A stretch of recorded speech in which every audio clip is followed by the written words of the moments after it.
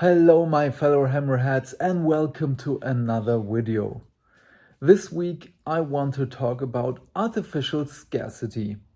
But before we begin with our topic, first, hobby progress for the last week. None.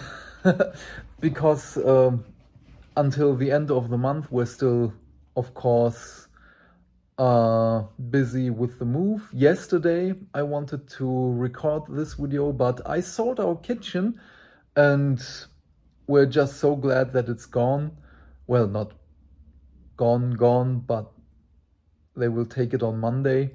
So that's a relief, but it's a good thing that I didn't record yesterday because there was a Warhammer Plus, Warhammer animation, Warhammer community post, and it's a nice read, so I do recommend it. And at the end of the text, at the very bottom, it is said that on June the 23rd, they will tell us more, of course, and why every Wednesday will be our favorite day of the week. So we will get episodes every week, not like Netflix. A series comes out and you have every episode and can binge watch it in one go. Okay, that was that. But I have hobby progress. I did finish Plague Wars, Dark Imperium Plague War, and Godblight. Oh my god, what an amazing novel. I love it. It's one of my favorite 40k novels right now, which is not written by Dan Abnett, Graham McNeil, or Aaron Dembski-Bowden. Yeah, but now I'm reading Mortis. I'm already about a third in. I don't know, maybe a third. It's very interesting. So it's setting up another few storylines, but I will have to wait and see. So, artificial scarcity. Is it a thing with Games Workshop? Yes and no. There are stuff like the limited edition books, like with the Broken Realms releases, where you have the normal edition and the limited edition with, I don't know, what was it, 750 copies of that one book, and if it's gone, it's gone. They already say, at the very beginning, it's limited. I hope you have luck. So that's basically it. And then there is FOMO and the other scarcity type.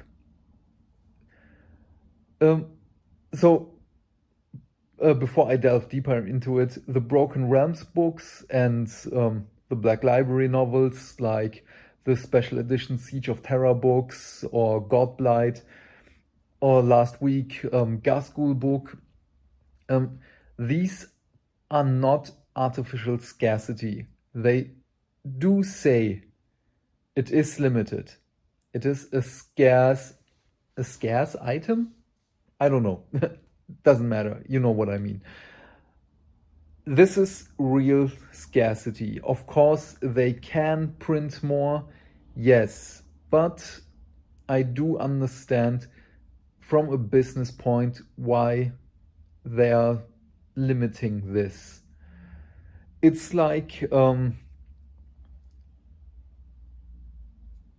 this is artificial scarcity, but another point of view from a business standpoint, I do understand. When a novel releases, there are hardbacks. When they're gone, when they're sold out, they're gone. A few weeks or months later, you are only able to buy the paperback edition. That's it. But the real artificial scarcity I want to talk about is like scarcity, endorse, and now the upcoming Dominion box. In one of my videos, I wrote with Skywatcher Adept, thank you for your comment, about the growth of Games Workshop. And I want to elaborate on that because I really do believe that Games Workshop did make enough copies of Indomitus, Cursed City, and so on. But due to COVID and Henry Cavill, so many people. Oh yeah, and don't forget Astartes on YouTube. That brought so many people into the hobby. So many people got into the hobby. Not everyone went and got himself a new console or new graphic cards, because there are none. And of course, every company has some predictions about, yeah, maybe we get about 100,000 new people into the hobby per year in a country. So I don't know. That's just me thinking numbers. I don't know the real numbers, so please do not cite me on that. And last year, due to COVID, so many people got into the hobby, even though Games Workshop and other retailers were not able to sell stuff. And I do believe that so many people came into the hobby that Games Workshop was not prepared for that. And they're still not able to produce and ship everything we want. Because from a business standpoint, you have to see it like this. They have a limited number of molds, a limited number of machines, a limited number of warehouse space, a limited number of shipping capabilities. Yes, they are a multi-million pound company, but they have to wait and see when COVID is mostly gone and people are going back into restaurants, to the cinemas, I don't know, vacations, other stuff that costs money. Will the people stay with the hobby? If yes, how much are they going to spend? What are they going to buy? How will the numbers change? There are so many variables which they have to calculate with that it's not possible right now to say what will come in the future. I do believe so, because I'm not an analyst of the economy, but I understand numbers. I understand how you have to work with those. And again, from a business standpoint, if they buy new machines, new molds, a new warehouse, are they going to need it in a year, in 2 years, in 3 years, in 4 years?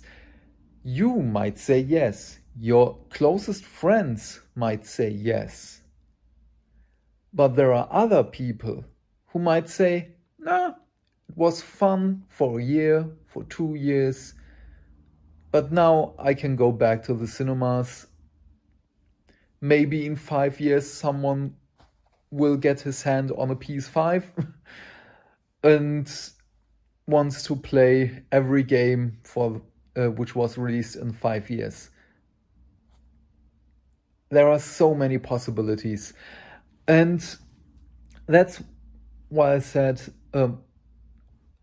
I do believe that Games Workshop thought that they made enough Indomitus boxes, because so many people got into the hobby due to Henry Cavill and Astartes on YouTube.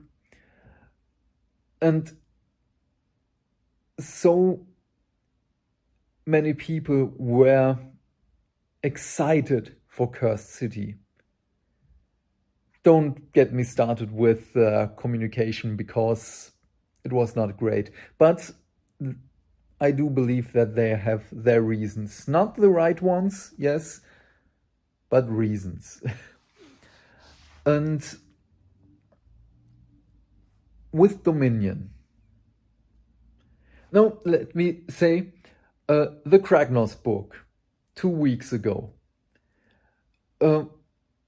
Because I wanted to talk about the scarcity, you can see that 40k is by far more popular. Yes, of course, because there are so many people talking crap about Age of Sigmar.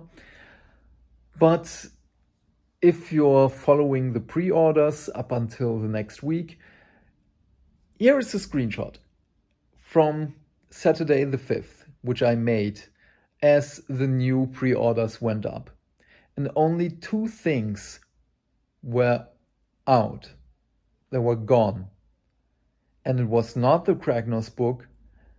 It was not Croak, not the Slaaneshi demons. It was not the Inquisitor daughter-father combo. And they made enough.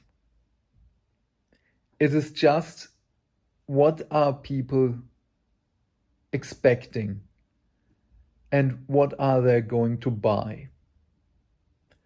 And with Dominion, I do believe that they will sit on many copies, because so many people are talking crap about the Oroks, even though they look amazing. But we will see. Maybe I'm wrong. So I'm kind of talking and rambling in circles here, but hopefully you understand what I want to tell you with the artificial scarcity, that they don't produce enough copies of a product which they want people to get excited about. And yeah, if you want to know a bit more from another source which is far more respected than me, go to Ash from Guerrilla Miniature Games. I will link the video about Cursed City in the description down below. It's a great video. He's so right. I am 100% behind Ash about this. And it's just a thing which I oversaw the last few weeks again, that people are saying Games Workshop is not producing enough. They always have the artificial scarcity, blah, blah, blah, blah, blah, blah, blah, blah. And yeah, I hope this was a bit informational for you. Informational. I'm sorry, I'm just very tired. Moving is exhausting. And before I end this video, I couldn't continue with my chapter 1 video, but that you see my current progress. Here's a picture of at least one model I'm painting, so that you see some kind of progress about it. And yeah, I'm keen to hear your thoughts about the topic. What were your hobby progresses over the course of the last week? Oh man, I need some sleep. And yeah, the whole YouTube shtick. Like, subscribe, ring the bell, cast an endless spell. I don't care. Just have fun with it. And hopefully we will see us in the next video. Please stay fantastic. Bye. Before anyone comments about me talking about the scarcity of PS5 and Xbox Series X,